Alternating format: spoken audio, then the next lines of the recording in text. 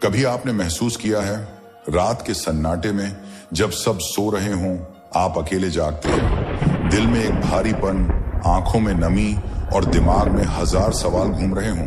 क्यों मेरी जिंदगी में इतने कर्ज हैं? क्यों मेरे घर में हमेशा बीमारी बनी रहती है?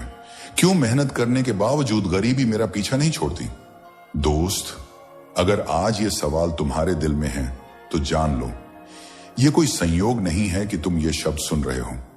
ये वो पल है जब खुद परमेश्वर चाहता है कि तुम्हें वो रहस्य बताया जाए जो तुम्हारी जिंदगी की बेड़ियां तोड़ देगा। मैं तुम्हें झूठा दिलासा नहीं दूंगा, न ही मीठी मीठी बातें सुनाकर तुम्हें बहलाऊंगा।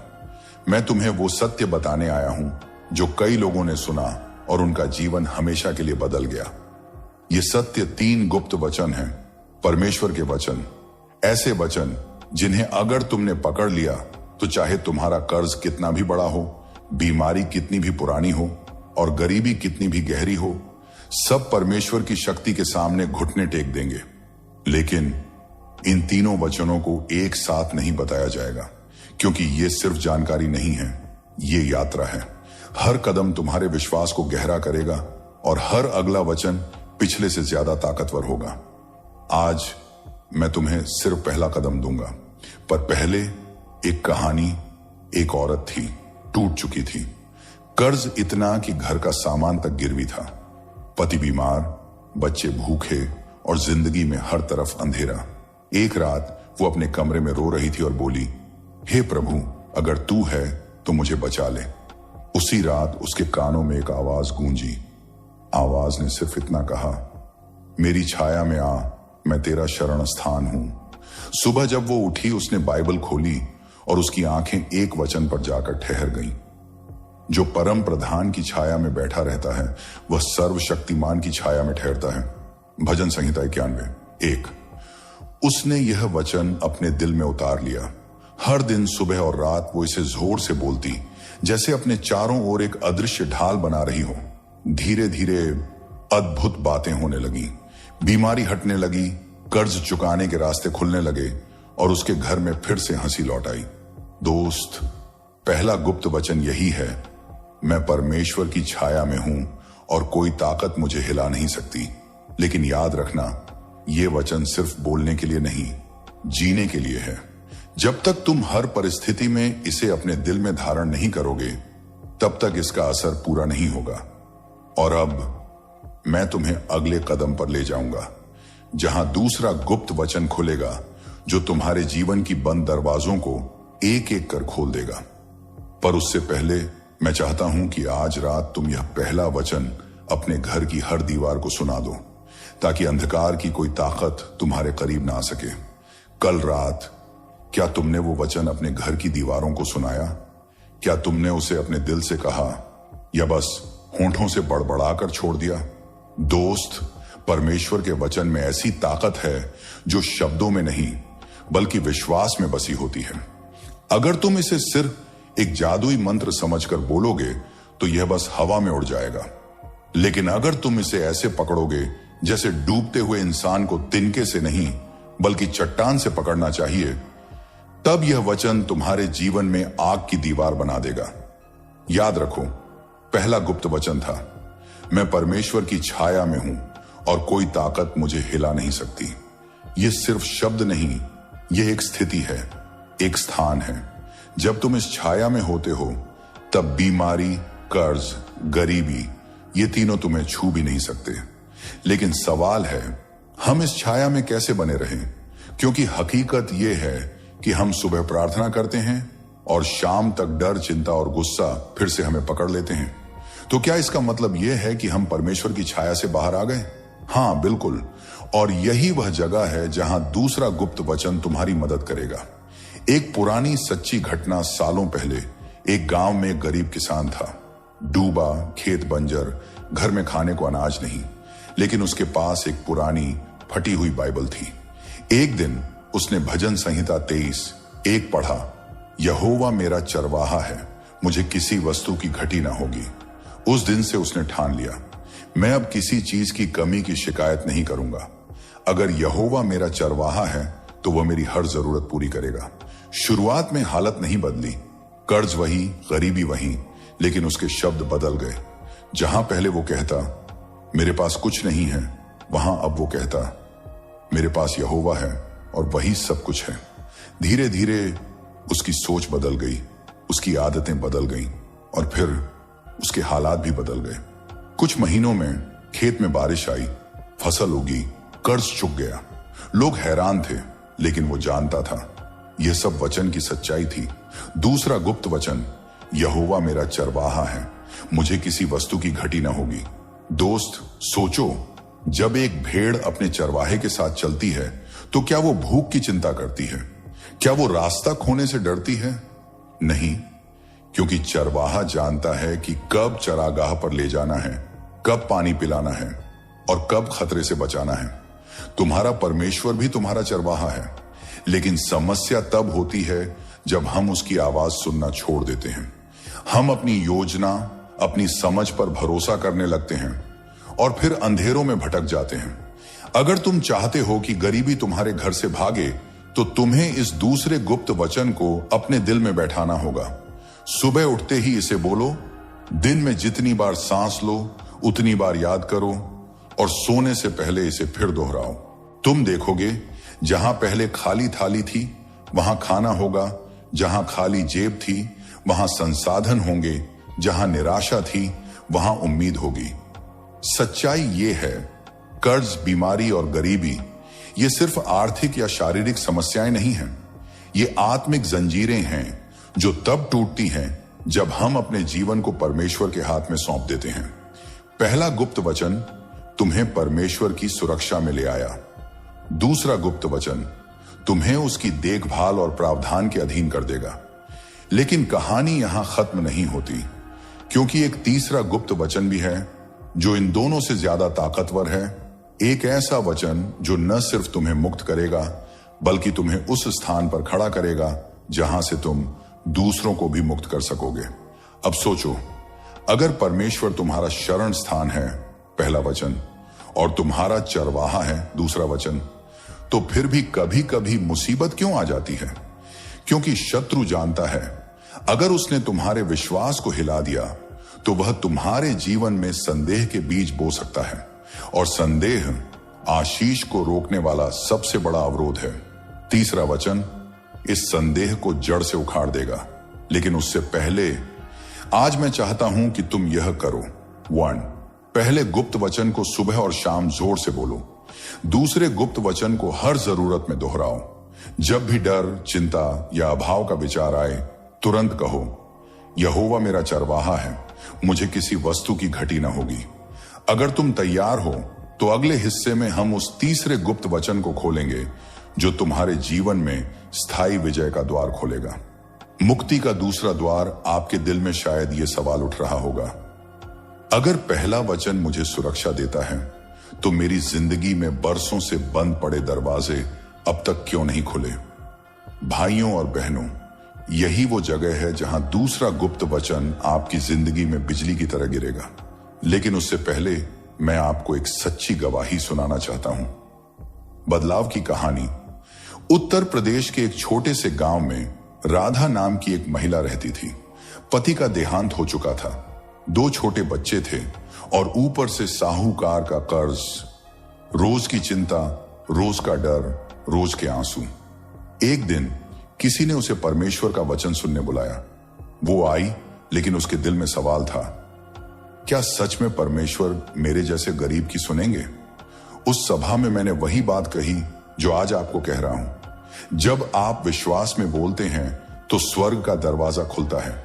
और फिर मैंने वो दूसरा गुप्त वचन बोला, तू मुझे पुकार और मैं तुझे उत्तर दूंगा और बड़ी बड़ी और कठिन बातें तुझे बताऊंगा जिन्हें तू नहीं जानता।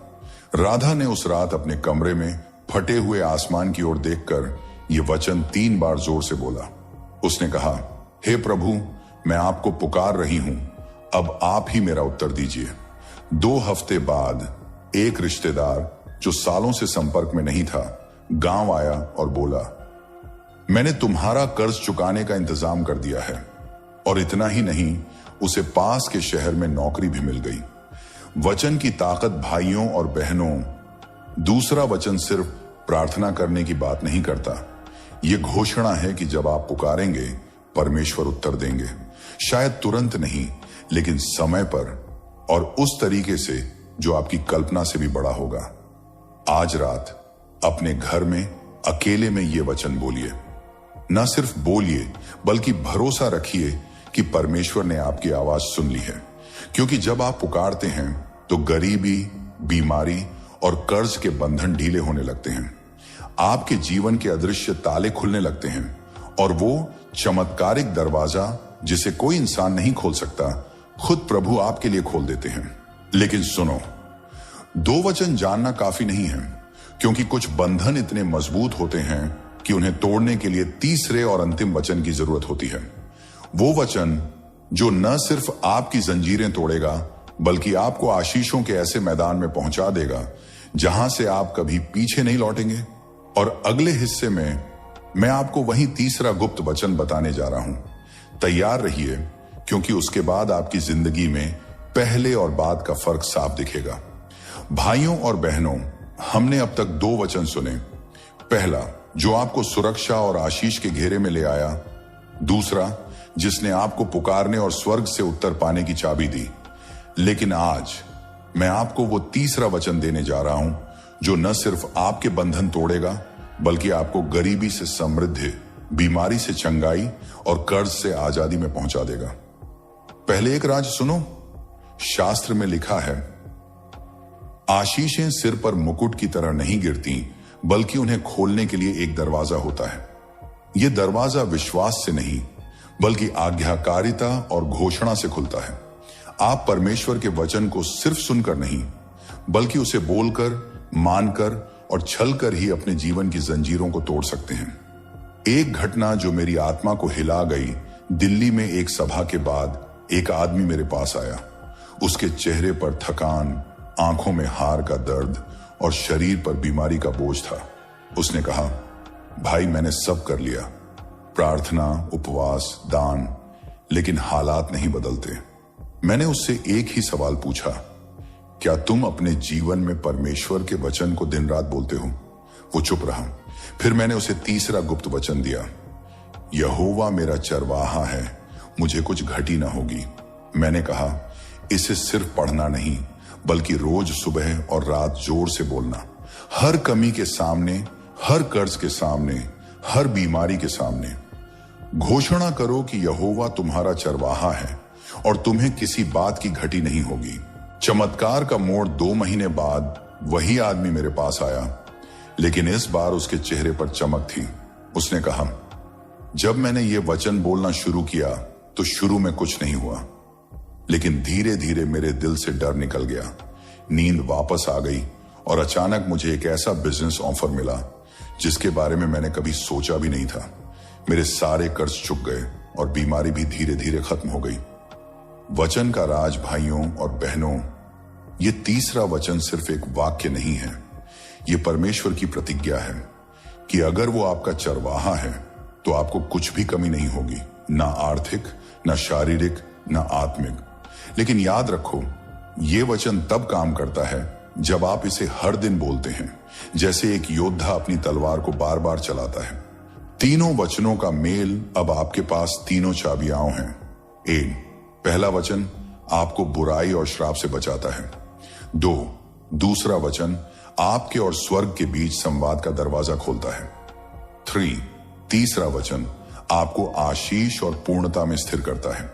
जब आप इन तीनों को एक साथ इस्तेमाल करते हैं तो गरीबी, बीमारी और कर्ज को आपके जीवन से भागना ही पड़ता है। चमत्कार को स्थायी बनाने का रहस्य भाइयों और बहनों, अब आपके हाथ में स्वर्ग की 3 चाबियां हैं, पहला वचन, दूसरा वचन और तीसरा वचन। लेकिन अगर इन चाबियों को गलत ताले में घुमाओगे तो ना दरवाजा खुलेगा, ना आशीष मिलेगी। आज मैं आपको सटीक तरीका बताऊंगा जिससे आपका हर दिन एक चमत्कार का दिन बन सकता है। स्टेप 1, सुबह का युद्ध घोष, सुबह की शुरुआत। न फोन से करो, न अखबार से, न सोशल मीडिया से।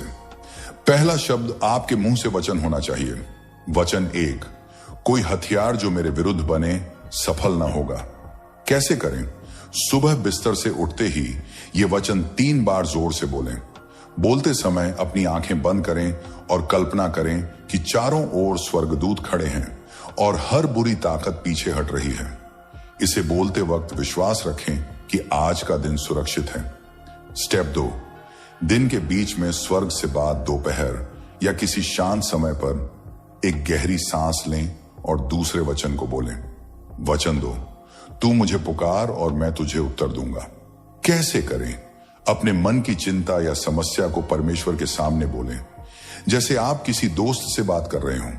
फिर विश्वास के साथ कहें, प्रभु, अब मैं आपका उत्तर पाने के लिए तैयार हूं। उसके बाद कुछ मिनट चुप रहें ताकि पवित्र आत्मा आपको अगला कदम दिखा सके। स्टेप 3, रात का विजय घोष रात को सोने से पहले अपने दिन का अंत कृतज्ञता और तीसरे वचन के साथ करें। वचन 3, यहोवा मेरा चरवाहा है, मुझे कुछ घटी ना होगी। कैसे करें? इस वचन को सोने से पहले 3 बार बोलें। बोलते समय अपने मन में कल्पना करें कि परमेश्वर आपके चारों ओर आशीष, चंगाई और सुरक्षा का घेरा बना रहा है। अपनी सभी चिंताओं को उसके चरणों में रख दें और शांति के साथ सोएं। स्टेप 4, विश्वास का ईंधन वचन बोलना एक बीज बोने जैसा है। अगर आप उसे पानी नहीं देंगे तो वो उगेगा नहीं। यहां पानी का मतलब है विश्वास और धन्यवाद। जब आप वचन बोलें तो तुरंत ही उसका धन्यवाद करें। धन्यवाद प्रभु, आपने इसे आज ही मेरे जीवन में पूरा कर दिया। भले ही परिस्थितियां न बदली हों, लेकिन विश्वास का बीज अंदर काम करना शुरू कर देता है। स्टेप 5, आशीष बांटने का नियम। परमेश्वर का आशीष हमेशा बहने के लिए आता है, रुकने के लिए नहीं। अगर आप वचन से चमत्कार पाते हैं तो उसे दूसरों को भी बताना जरूरी है। किसी बीमार, परेशान या निराश इंसान को एक वचन दीजिए, उनके लिए प्रार्थना कीजिए और उन्हें भी सिखाइए कि कैसे रोज बोलना है। आप देखेंगे कि जब आप आशीष बांटते हैं तो आपके जीवन में दुगुना लौटता है। आखिरी चेतावनी, इन 3 वचनों को बस आजमाने के लिए मत बोलिए। ये कोई जादू नहीं, बल्कि जीवन का तरीका है।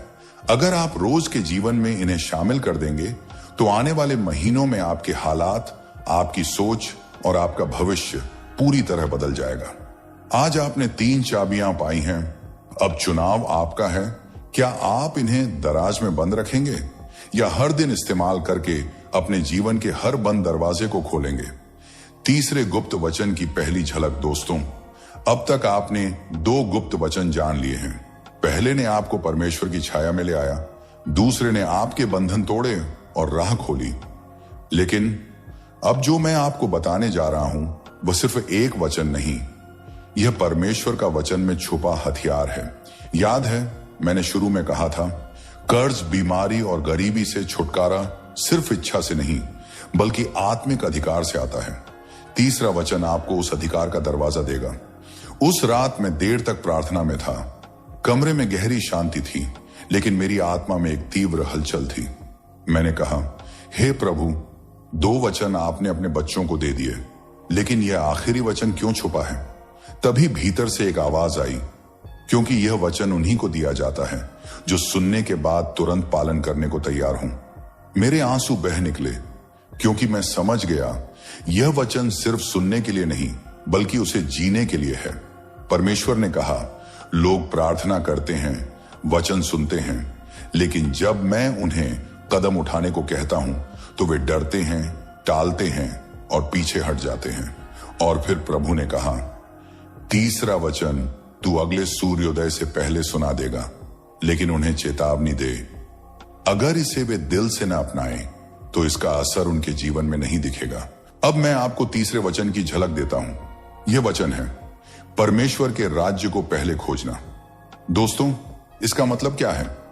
इसका मतलब है, अगर आप हर सुबह, हर निर्णय, हर योजना में सबसे पहले यह सोचें कि प्रभु इस बारे में क्या चाहता है, तो बाकी सब कुछ, पैसा, सेहत, शांति, अवसर, सब अपने आप आपके जीवन में बहने लगेंगे।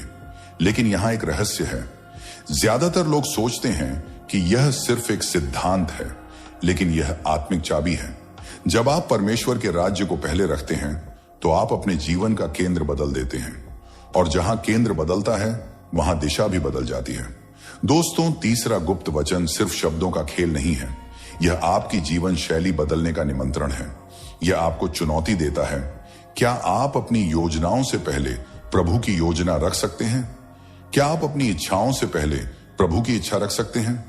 अब मैं चाहता हूं आप यह प्रार्थना करें, हे प्रभु, मैं अपने जीवन का सिंहासन खाली करता हूं। आकर आप बैठ जाइए। मेरे हर निर्णय से पहले आपकी इच्छा हो, मेरे हर कदम से पहले आपकी दिशा हो। दोस्तों, तीसरे वचन की पूरी गहराई और इसके चमत्कारी असर को मैं आपको अगले हिस्से में बताऊंगा, क्योंकि वहां मैं आपको वह वास्तविक अनुभव सुनाऊंगा जहां एक गरीब, बीमार और कर्ज में डूबा इंसान इस वचन को अपनाकर न सिर्फ मुक्त हुआ बल्कि दूसरों की मुक्ति का साधन बन गया। तीसरे गुप्त वचन का चमत्कार। दोस्तों, पिछले भाग में मैंने आपको तीसरे गुप्त वचन की झलक दी थी। पहले परमेश्वर के राज्य और धार्मिकता को खोजो तो ये सब वस्तुएं तुम्हें दी जाएंगी। अब मैं आपको बताने जा रहा हूं कि यह वचन कैसे कर्ज, बीमारी और गरीबी की जंजीरों को एक एक करके तोड़ देता है। एक कहानी है। रमेश नाम का एक व्यक्ति था। गरीबी में पला बढ़ा, बीमारी ने शरीर तोड़ दिया था, कर्ज के बोझ ने मन तोड़ दिया था। वह सोचता था, मेरे लिए अब कुछ नहीं बचा। लेकिन एक दिन उसने चर्च में यह वचन सुना। पहले परमेश्वर का राज्य। उसने उस दिन एक फैसला किया, मैं हर सुबह अपना पहला घंटा प्रभु को दूंगा। मैं अपनी पहली कमाई प्रभु के काम में लगाऊंगा। मैं हर निर्णय प्रभु से पूछ कर लूंगा। शुरुआत में कुछ बदला नहीं, लेकिन 3 हफ्तों बाद एक अनजान आदमी ने रमेश को एक छोटा काम ऑफर किया। रमेश ने उसे प्रभु का उत्तर मानकर स्वीकार किया। कुछ ही महीनों में उसकी आमदनी स्थिर हो गई, बीमारी में सुधार आने लगा और सबसे बड़ा, उसका मन शांति से भर गया। दोस्तों, इस वचन का असर सिर्फ आर्थिक नहीं, यह आपकी आत्मिक स्थिति बदल देता है। जब आप परमेश्वर को पहले रखते हैं तो स्वर्ग का आशीर्वाद आपके जीवन में बहने लगता है, क्योंकि परमेश्वर को पता है अब आपका दिल उसके लिए है, तो वह आप पर भरोसा करके अपनी सारी अच्छी चीजें सौंप सकता है। पर सुनो, यह आसान नहीं है। इसका मतलब है आपको कुछ पुरानी आदतें छोड़नी होंगी। आपको कभी कभी अपने फायदे को त्यागना होगा ताकि प्रभु की इच्छा पूरी हो सके। लेकिन यही वह जगह है जहां चमत्कार जन्म लेते हैं। मैंने अपनी आंखों से देखा है, जिन्होंने इस वचन को जीवन का पहला नियम बना लिया, उनके जीवन में कर्ज मिट गया, बीमारी भाग गई और गरीबी एक गवाही बन गई जिससे और लोग भी प्रेरित हुए। दोस्तों, तीसरा गुप्त वचन यह नहीं कहता कि आप मेहनत छोड़ दें और सिर्फ प्रार्थना करें। यह कहता है, पहले परमेश्वर को रखो, फिर मेहनत करो, बाकी वह संभालेगा। अब मैं चाहता हूं कि आज से आप हर सुबह उठते ही अपने दिल में यह कहें, प्रभु, आज मेरा दिन, मेरे काम, मेरी योजनाएं, सब आप पहले, और फिर देखें कैसे आपका जीवन अचानक बदलने लगता है। दोस्तों, आपने तीनों गुप्त वचन जान लिए हैं। अब सिर्फ एक कदम बचा है, इन्हें अपनाने का। और उसी अपनाने के लिए मैं अगला और अंतिम भाग आपके दिल से बात करते हुए शुरू करूंगा। अंतिम आत्मिक अपील। दोस्तों, आपने अभी अभी 3 गुप्त वचन सुने, ऐसे वचन जो आपके जीवन की दिशा बदल सकते हैं, कर्ज, बीमारी और गरीबी को मिटा सकते हैं और आपको उस आशीर्वाद के दरवाजे पर खड़ा कर सकते हैं जिसका आपने हमेशा सपना देखा था। लेकिन सुनिए, वचन सिर्फ सुनने से नहीं, उस पर चलने से चमत्कार होता है। आज मैं आपसे सिर्फ एक ही निवेदन करता हूं, अगर इन वचनों ने आपके दिल को छुआ है, अगर आपको लगा है कि प्रभु आज आपसे बात कर रहे हैं, तो इसे अपने तक मत रखिए। इस संदेश को सब्सक्राइब, शेयर और कमेंट करके आगे बढ़ाइए। जब आप सब्सक्राइब करते हैं तो आप सिर्फ एक बटन नहीं दबा रहे, आप उस काम का हिस्सा बन रहे हैं जो लाखों लोगों तक प्रभु का वचन पहुंचा रहा है। जब आप शेयर करते हैं तो आप किसी अंधेरे में बैठे व्यक्ति तक रोशनी पहुंचा रहे होते हैं। शायद वह आपका कोई दोस्त हो, आपका परिवार या कोई अनजान, जिसके लिए यह संदेश जीवन और मृत्यु का फर्क ला सकता है। जब आप कमेंट करते हैं तो आप अपनी गवाही लिखते हैं और वह गवाही किसी और को आशा का कारण बन सकती है। याद रखिए, आप और मैं मिलकर इस वचन की आग को पूरी दुनिया में फैला सकते हैं और यह सिर्फ आपका एक छोटा कदम मांगता है। तो अभी अपने दिल में निश्चय करिए, मैं इस संदेश को फैलाऊंगा ताकि और लोग भी कर्ज, बीमारी और गरीबी से मुक्ति पा सकें। दोस्तों, परमेश्वर आपको आशीष दे, आपके घर, आपके परिवार, आपकी सेहत और आपके काम में उसकी महिमा चमके। मैं आपका भाई आपके साथ प्रार्थना में खड़ा हूं और हम साथ मिलकर इस यात्रा को जारी रखेंगे। अभी सब्सक्राइब करें, शेयर करें और अपनी गवाही कमेंट में लिखें। प्रभु यीशु के नाम में आमीन।